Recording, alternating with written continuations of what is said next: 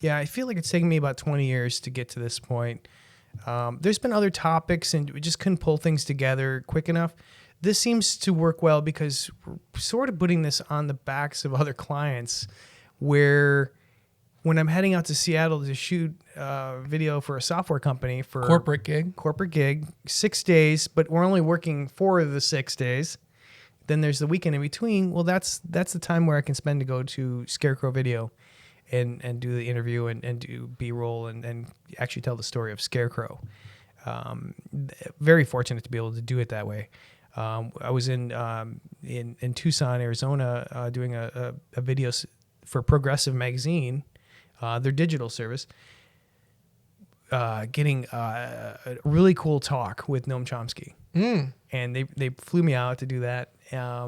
And so the next day, I didn't have to fly out until 6 o'clock that night. They kind of scheduled it kind of weird.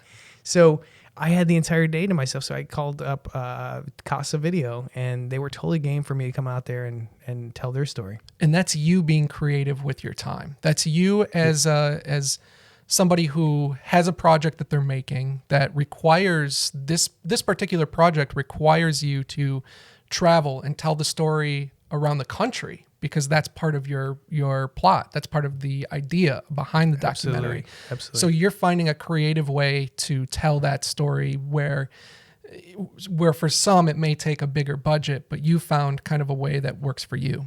Absolutely. And I'd say that for anybody that wants to get into filmmaking or documentary work, you have to do what's within your means.